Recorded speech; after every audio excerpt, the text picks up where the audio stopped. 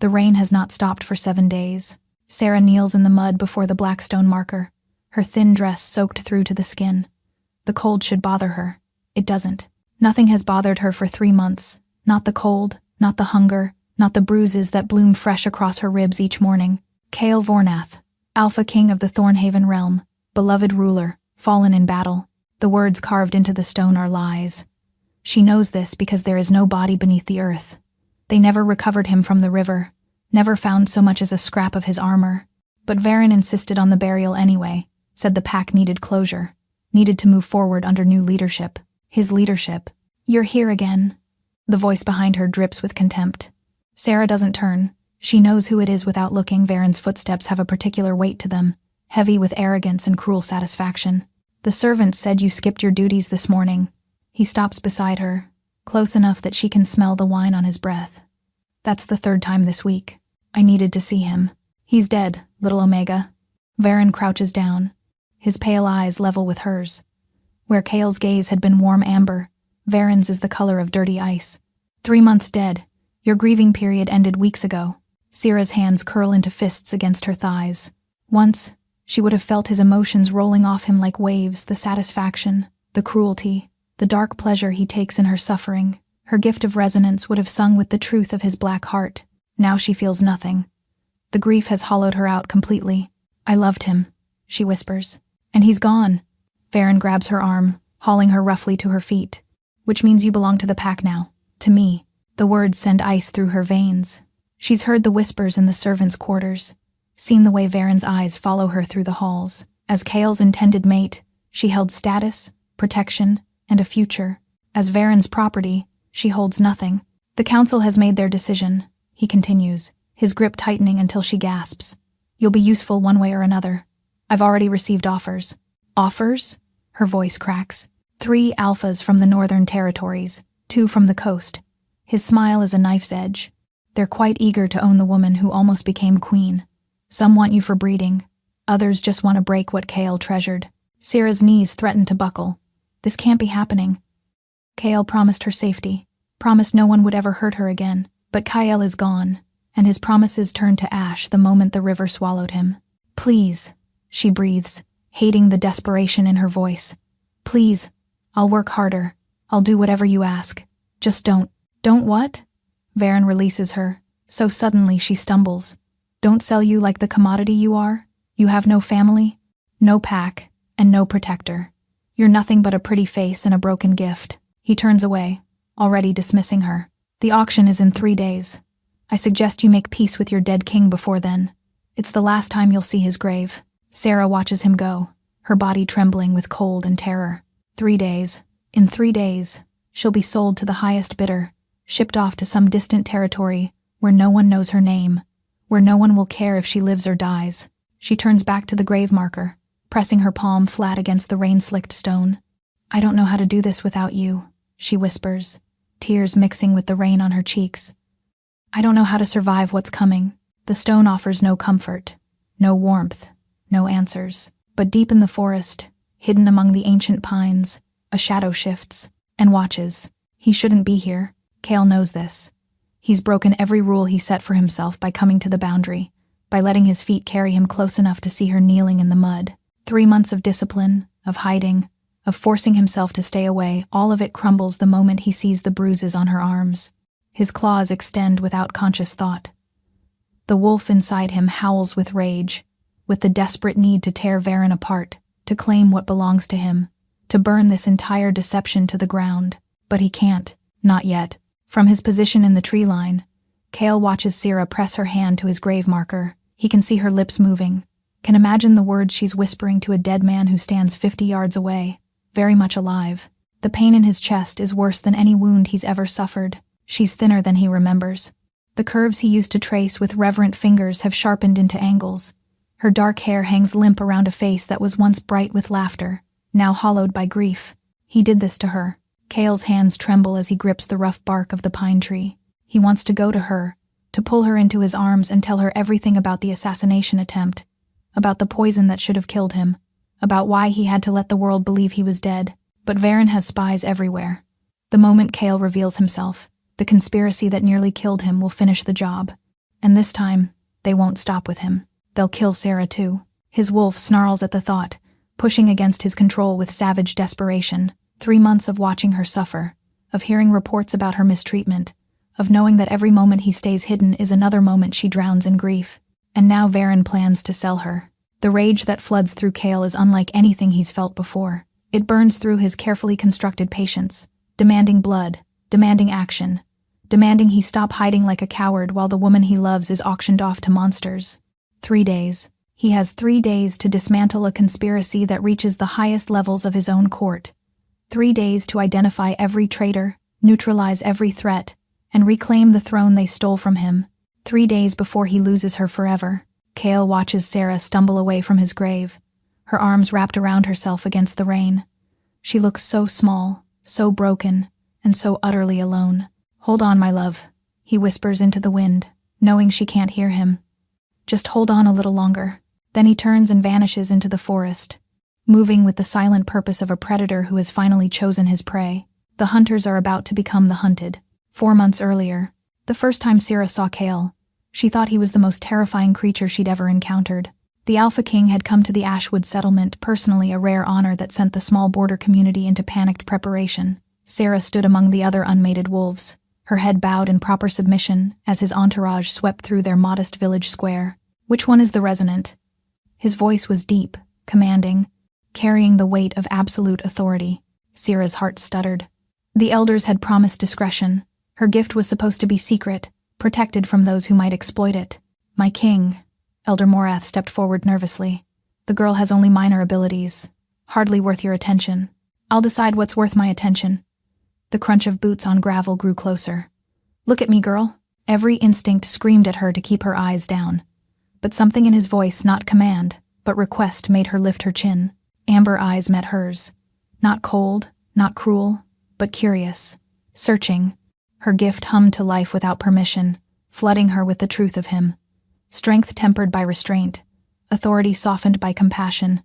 A deep, aching loneliness buried beneath layers of duty, and beneath all of it, wonder.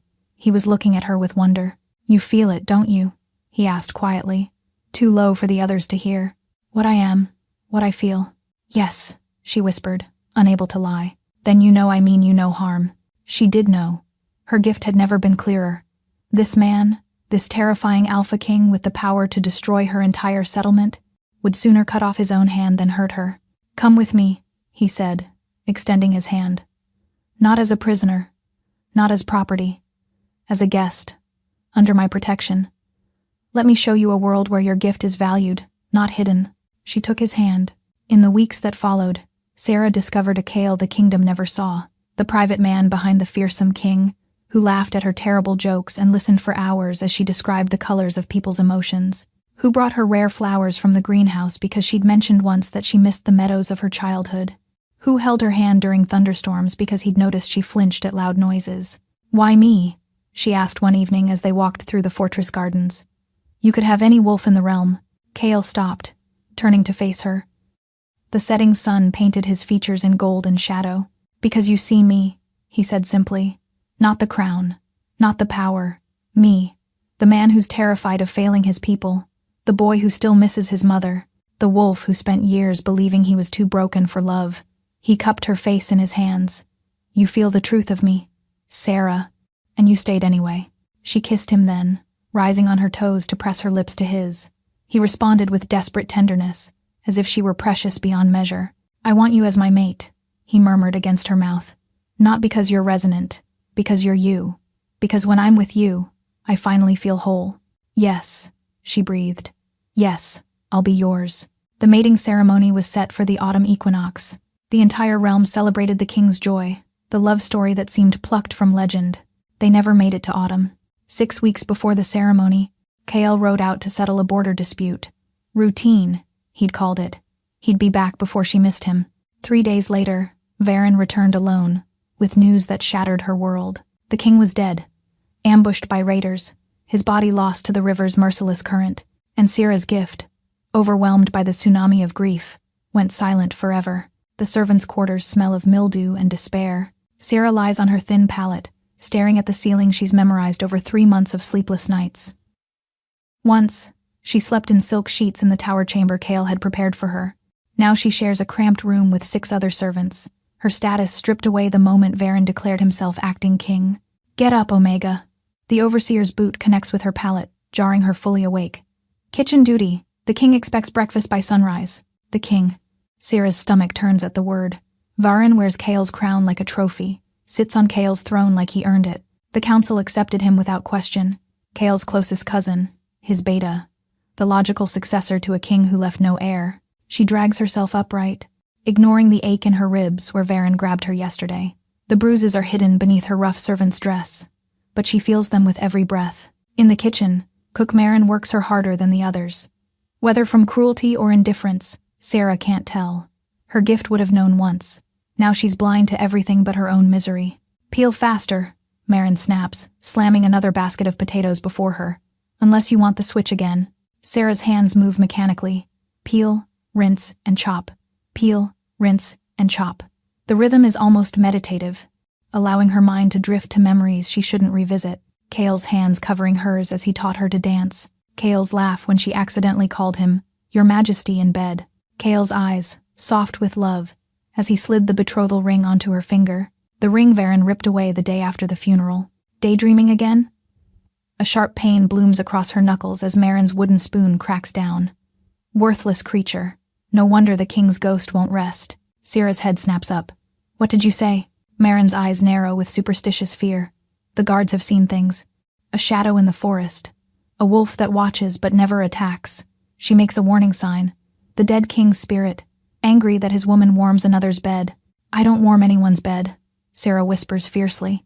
Not yet. Marin's smile is cruel. But I've seen how Varen looks at you. Once you're sold and returned broken, he'll take what's left. That's what happens to pretty Omegas without protectors. The words land like physical blows. Syrah bends back over her potatoes, hiding the tears that threaten to fall. In the forest beyond the kitchen window, hidden among the winter bare branches, amber eyes watch. And burn. The child's scream splits the morning air. Syrah drops her scrub brush, racing toward the sound without thinking. In the courtyard, a crowd has gathered around one of the stable boys, a pup no older than 8. His arm bent at a sickening angle. Fool tried to calm the warhorse, someone mutters. Got what he deserved. Someone fetch the healer. Another voice calls. Healer's attending King Varen. Won't come for a servant brat. The boy writhes on the cobblestones, his face gray with shock. Syrah pushes through the crowd, dropping to her knees beside him. Let me see. She reaches for his arm. Don't touch him, Omega. A guard steps forward, his hand on his sword. You'll make it worse. His arm needs to be set before the bone heals wrong. Syrah's voice comes out stronger than she expects. I have training. Kael, the former king, ensured I learned basic medicine. The name works like a spell. The guard hesitates, uncertainty flickering across his face. Please, the boy whimpers. Please, it hurts. Syrah doesn't wait for permission. Her hands find the break with gentle precision, and she begins to manipulate the bone back into alignment. The boy screams once, then falls silent as the worst of the pain fades. I need cloth for a splint, she orders, and something flat, a wooden spoon, a ruler, anything. Someone produces the materials. Syrah works quickly, binding the arm with efficient movements. When she finishes, the boy's breathing has steadied, color returning to his cheeks. Thank you, he whispers, looking at her with something she hasn't seen in months. Hope. Well. The crowd parts for Varen's approach. The grieving Omega plays healer now. Syrah rises slowly, keeping her eyes lowered. The child was injured. My king. You only forgot your place. Varen circles her like a predator. Servants scrub floors. They don't give orders to guards. They don't touch what doesn't belong to them. He's a child. He was in pain. Pain builds character. Varen stops before her, close enough that she can smell the wine already on his breath despite the early hour. Something you'll learn soon enough at your new master's hands. His fingers grip her chin, forcing her face up. Against every instinct, her eyes meet his, and for one flickering moment, her gift stirs. She feels his emotions oily, toxic, and coiled with secrets and dark satisfaction. But beneath the cruelty, she senses something else. Fear. Deep, gnawing fear of something he can't control. The sensation vanishes as quickly as it came, but the knowledge remains. Varen is afraid. Of what? 2 days, he whispers against her ear. Enjoy them. He releases her and stalks away, leaving Sarah trembling in the courtyard. But this time, the trembling isn't entirely from fear. Something inside her is waking up. That night, Sarah dreams of amber eyes. She wakes, gasping, her hand pressed to her chest. The servants' quarters are dark and silent, but something feels different. Wrong. Present. A shadow moves near the window. Sarah's breath catches. She should scream. She should run. Instead, she watches the darkness coalesce into a shape she knows better than her own reflection. "You're not real," she whispers. "You're dead." "Am I?" The voice is rough, broken, and achingly familiar. Cale steps into the thin moonlight, and Sarah's entire world shifts beneath her feet. He's thinner than she remembers, his face shadowed with weeks of beard. A fresh scar cuts across his left cheek, and his clothes are rough traveling leathers instead of royal finery. But his eyes, those amber eyes that have haunted her dreams for 3 months, are unmistakably, impossibly alive. "How?" The word comes out as a sob. "I buried you. I mourned you. I've been dying every day since. I know." He crosses the room in 2 strides, pulling her against his chest. "I know, and I'm sorry. I'm so sorry, Sarah." She beats her fists against him, fury and relief and grief tangling together. "How could you? How could you let me think I felt you die?" I felt the bond go silent. Poison. His arms tighten around her. It mimics death, slows the heart until it's nearly undetectable. By the time I woke, Varen had already declared me dead and seized power. "Then why didn't you come back?" She pulls away enough to look at him, tears streaming down her face. "Why stay hidden while I suffered?" Pain fractures his features. "Because the assassination wasn't random raiders. It came from inside my own court. Varen, 3 council members, and at least a dozen guards, all part of a conspiracy that spent years planning my death. Sarah's blood runs cold. Varen tried to kill you. Varen succeeded in killing me, or he thinks he did." Cale's jaw tightens. "The moment I reveal myself, they'll finish what they started, and this time, they won't leave survivors. Everyone who supported me, everyone I love." His voice breaks. "You, Sarah. They'll kill you to ensure my bloodline never continues." Understanding crashes over her. "You stayed dead to protect me. I stayed dead to protect everyone." He cups her face in his hands, his thumbs brushing away her tears. "I've spent 3 months identifying every traitor, building a network of loyalists, waiting for the right moment to strike. But then I learned about the auction." His eyes darken with barely contained rage. "No one touches you," he growls. "No one sells you. No one lays a single finger on what's mine. I'm not property," she whispers, "but there's no heat in it. No, you're my mate, my heart, the only reason I survived that poison." He presses his forehead to hers. "I woke in the river with your name on my lips. I dragged myself to shore because the thought of leaving you alone in the world was more unbearable than death." Sarah's gift flares to life without warning. The bond that went silent 3 months ago floods back, overwhelming her with the truth of him. Love, fierce and desperate, guilt, crushing in its weight, determination, hard as steel. And underneath it all, the same terror she sensed in Varen, fear of losing her. "I felt that," she breathes. "I felt you." The bond is healing. Relief softens his features. "Sarah, I need you to trust me. One more day. Give me until tomorrow night to finish what I've started, and then I swear on everything I am I will never leave you again." "What happens tomorrow?" His smile is sharp as a blade. "Varen holds an auction. I hold a resurrection." Before she can respond, voices echo in the corridor outside. Cale tenses, already moving toward the window. "Wait." She catches his hand. "Don't leave me again. Please. Never." He kisses her forehead, her cheeks, and the corner of her mouth. "But if they find me here tonight, everything falls apart." Varen dies thinking he's won. I need that arrogance. I need him comfortable. "He's afraid," Sarah says suddenly. "I felt it today when my gift flickered. He's terrified of something." Cale pauses, his eyes sharpening. "What exactly did you feel?" "Fear. Deep fear. Something he can't control." A slow smile spreads across Cale's face. He knows. Some part of him knows I'm not really dead. He squeezes her hand. That fear will make him careless, and careless men make fatal mistakes. The voices grow closer. Cale slips through the window, silent as the shadow she first mistook him for. "Tomorrow," he whispers from the darkness. "Stay alive for me. Sarah, I'll come for you, I promise." Then he's gone, leaving her alone with a racing heart and a gift that finally sings again. The next morning, Sarah moves through her duties with new purpose. Everything looks different now.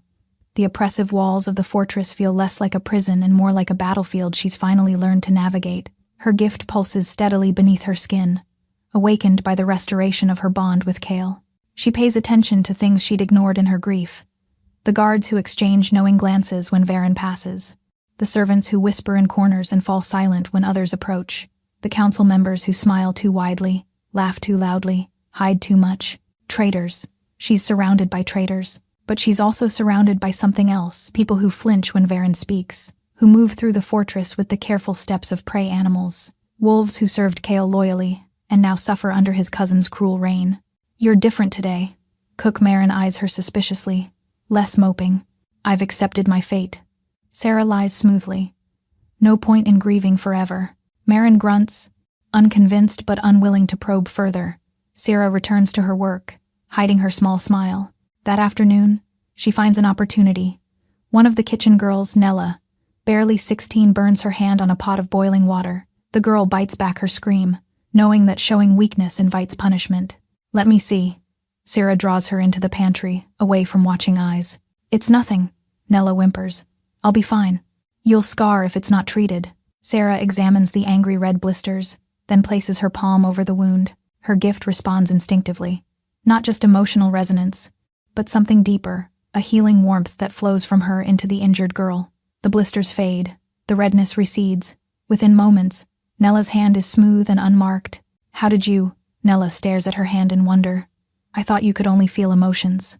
Sarah stares at her own palms, equally shocked. So did I. She'd never healed before. Her gift had always been passive, receptive, but the bond with Kale, restored and strengthened, seems to have unlocked something new. Please don't tell anyone, Sarah whispers. Not yet. Nella's eyes fill with tears of gratitude. You saved me from the switch, from scarring. I won't forget this. She squeezes Sarah's hand. Some of us remember what it was like when King Kale ruled. Some of us pray every night for his return. Sarah's heart clenches. Keep praying. Word spreads through the servants' quarters in hushed whispers and hopeful glances. The Omega can heal. They come to her in secret, a twisted ankle, a festering cut, a child's fever that won't break. Sarah helps them all, her new gift growing stronger with each use. And with each healing, she feels something shift in the fortress's atmosphere. Hope. Fragile and flickering, but unmistakably present. She also gathers information. The servants see everything, hear everything, and now they share everything with her. Which guards are loyal to Varen? Which council members attend secret meetings after midnight? Where the weapons are stored? How many soldiers patrol each gate? At night, she slips the information to Kyle through a gap in the garden wall. She never sees him too risky, he insists, but she feels him nearby. A warm presence at the edge of her consciousness. Counselor Thorne meets with Varen privately every evening, she whispers into the darkness. And Captain Draven has doubled the guards on the East Tower. The Treasury, Kale's voice drifts back. They're protecting their escape route. Will it be enough? Your loyalists against their guards? A pause. It will be close. But I have something they don't expect. What? She feels his smile through the bond. You. Me? Sarah frowns. You're a resonant who can now heal. Do you understand how rare that is? How powerful? His voice softens. You'll know the traitors by their emotions. You'll heal our wounded faster than they can fall. You're not just my mate, Sarah. You're my secret weapon. Pride and terror war in her chest. I don't know if I'm ready. You survived 3 months of hell without me. You're ready for anything. Before she can respond, footsteps echo in the corridor. She presses back against the wall, her breath catching in her throat. Tonight, Kyle whispers urgently. It happens tonight. Be ready. Then his presence fades, leaving her alone with the weight of what's coming. The attack comes hours before dawn, earlier than planned. Sarah wakes to screaming.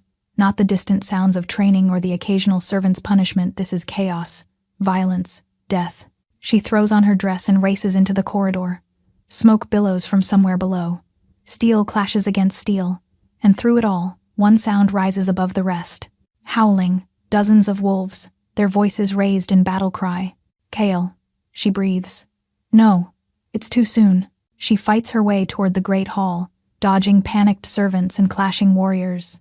Her gift blazes to life, sorting friend from foe by the colors of their emotions.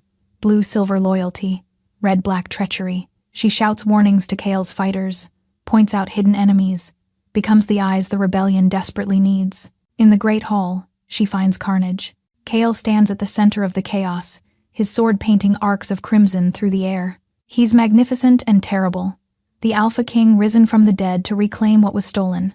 Around him, his loyalists fight with desperate ferocity against Varen's guards. But something is wrong. There are too many enemies, far more than their intelligence suggested. And leading them, his pale eyes bright with triumph, is Varen. Did you think I didn't know? Varen's laugh cuts through the battle. Your precious Omega isn't the only one with informants, cousin. Kale's sword falters. How? Counselor Marsh. You trusted him completely. Varen's smile is poison. He's been mine for years. Syrah watches in horror as more guards pour into the hall. Kale's forces are overwhelmed, pushed back, cut down. The hope that burned so brightly moments ago gutters like a candle in a storm. Surrender, Varen calls out. Surrender, and I'll make your death quick. Fight, and I'll make you watch while I break your Omega piece by piece. Kale's eyes find Syrah across the hall. She feels his anguish, his desperate love, his refusal to let her suffer for his failures. He lowers his sword. No, Syrah screams. Kale, don't. But he's already dropping to his knees, his head bowed in false submission. Varen strides toward him, victory written across his cruel features. He draws his dagger, the same dagger Syrah realizes that likely delivered the poison 3 months ago. Any last words, cousin? Kale looks up, and despite everything, he smiles. Just 3. His voice carries across the suddenly silent hall. Now, my love. Syrah doesn't understand. She's not a warrior. She has no weapon, no training, no way to. And then she feels it. The bond between them blazes white-hot, and power she never knew she possessed erupts from her core, not healing this time, but something older, something primal, resonance in its purest form. Every wolf in the hall feels it, the truth of Kale's rightful claim, the corruption of Varen's treachery, the absolute certainty of who deserves to rule. The emotional blast drives the traitors to their knees, clutching their heads as their own guilt becomes unbearable. But Varen doesn't fall. He staggers, blood streaming from his nose, but his hatred is stronger than his guilt. With a roar of pure rage, he lunges toward Syrah. If I can't have the kingdom, he snarls. Neither can he. The dagger arcs toward her throat. Kale moves faster than thought. He throws himself between Syrah and the blade, taking the dagger meant for her heart. The poisoned steel sinks deep into his chest, and Syrah feels the wound as if it were her own, a tearing agony that drops her to her knees. No. She catches him as he falls, his blood soaking through her dress. No, no, no. Not again. I can't lose you again. Varen stumbles backward, shocked by the failure of his killing blow. Before he can recover, one of Kale's loyalists, a massive warrior with grief-maddened eyes, tackles him to the ground. The sounds of their struggle fade into background noise as Syrah focuses everything on the man dying in her arms. Hold on, she begs, pressing her hands to the wound. Please, Kale. Hold on. Worth it, he gasps, blood bubbling at his lips. Protecting you. Always worth it. Her gift surges in response to her desperation. The healing power that had been growing all day now floods through her like a river breaking through a dam. She pours everything she has into him, her strength, her love, her very essence. But the poison fights back. She can feel it spreading through his veins, the same corruption that nearly killed him 3 months ago. It's designed to resist healing, to mimic death so perfectly that even a resonant can't tell the difference. I won't let you go, she snarls. Do you hear me, Kale Vornath? I mourned you once. I will not mourn you again. The bond between them pulses with shared determination. His life force tangles with hers, their wolves howling in unified defiance of death itself. Around them, the battle reaches its conclusion. Varen lies broken on the stones, his treacherous council members dead or captured. Kale's loyalists have won, but their king, their true king, is dying. Please, Syrah whispers, tears falling onto his pale face. Please come back to me. His eyes flutter, his breath rattles. And for one terrible moment, she feels the bond between them begin to fade. Syrah refuses to let go. She digs deeper than she ever has before, past the limits of her gift, past the boundaries of her own life force. If saving him means giving everything she has, then she'll give it gladly. I need you, she whispers against his forehead. The kingdom needs you. Don't you dare leave us now. The poison writhes like a living thing, fighting her healing with vicious intelligence. But Syrah has something stronger than magic. She has love, real love, forged in loss and tempered by suffering. The kind of love that walks through fire, that endures the unendurable, that refuses to accept impossibility. She feels the moment the poison breaks. It's like a fever snapping, a storm finally passing. The corruption in Kale's blood dissolves under the onslaught of her healing, his wounds knitting closed, his heart steadying into strong, rhythmic beats. Color returns to his face. His breathing deepens, and when his eyes finally open, they're clear and bright and filled with wondering love. Sira. Her name on his lips is everything. You absolute fool! She's laughing and crying simultaneously, clutching his face in her blood-stained hands. You magnificent, reckless, self-sacrificing fool. I prefer devoted mate. He struggles to sit up, wincing at the residual soreness where the wound had been. Is it over? Varen? Dead. The massive warrior who'd tackled Varen approaches, dropping to one knee. Your orders, my king? Kale looks around the great hall at the bodies of traitors, at the survivors who fought for his return, at the woman who brought him back from death's door twice now. Secure the fortress, he says, his voice strengthening with each word. Account for all casualties, and someone find my crown. I believe my cousin's been keeping it warm for me. A ragged cheer rises from the loyalists, but Kyle only has eyes for Sira. You saved me, he says softly, pulling her close. Again, someone has to. She buries her face against his chest, breathing in the scent of him alive, real, hers. You're terrible at staying alive on your own. Then I suppose you'll have to stay with me forever. His hand tilts her chin up. To keep me out of trouble. Is that a proposal? That's a fact. He kisses her forehead, her cheeks, and the tears still tracking down her face. I was dead without you, Sarah. Not just physically, my soul had stopped. You're my heartbeat, my breath, my reason for everything. Kale, marry me. The words are fierce, urgent, not because of politics or alliances or kingdom building. Marry me because I love you more than life itself, and I refuse to spend another day without you by my side. She answers him with a kiss. Spring comes to Thornhaven like a benediction. The fortress that once echoed with fear now rings with laughter. Children play in courtyards where soldiers once drilled. Gardens bloom in corners that had known only stone and shadow, and in the great hall where blood was spilled, a celebration unfolds. The mating ceremony draws wolves from every territory in the realm. They come to witness history, the resurrection of their king, the rise of their queen, the beginning of an era built on something other than fear. Sarah stands at the altar in a gown of silver and white, her dark hair crowned with winter roses. Across from her, Kale waits in ceremonial black, his amber eyes soft with a love that makes her knees weak. Nervous? He murmurs as she takes her place beside him. Terrified, she admits. There are hundreds of people watching. Then look at me. He takes her hands. Only me.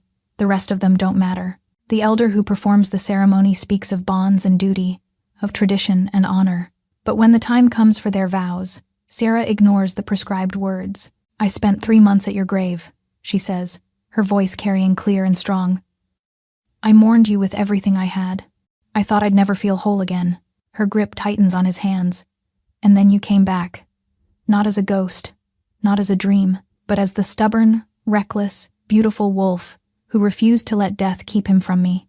Tears glitter in Kale's eyes. Sira, I vow to stand beside you, she continues. Not behind you, not beneath you, but beside you.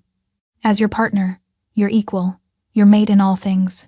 She smiles, and your personal healer, since you seem incapable of staying out of trouble. Laughter ripples through the hall. Kale raises her hands to his lips. I vow to deserve you, he says simply. Every day, for the rest of my life. I vow to be the king you believe I can be, the mate you need me to be, and the wolf who would walk through fire for your smile. His voice drops low. I vow to never make you mourn me again. The mating bite, when it comes, is gentle, a promise sealed in the oldest language wolves know. Sarah feels the bond between them lock into place, permanent and unbreakable. She is no longer the broken Omega who knelt at a grave in the rain. She is no longer property, no longer powerless, no longer alone. She is Sarah Vornoth, Queen of Thornhaven, mate of the Alpha King who loved her enough to die for her and loved her even more by coming back. As they turn to face their people, hands intertwined, Sira catches sight of the massive warrior who'd killed Varen. He stands near the back of the hall, his scarred face softened by something like hope. The kingdom is healing. Slowly, imperfectly, but undeniably. And it all started with a woman who refused to stop loving a ghost.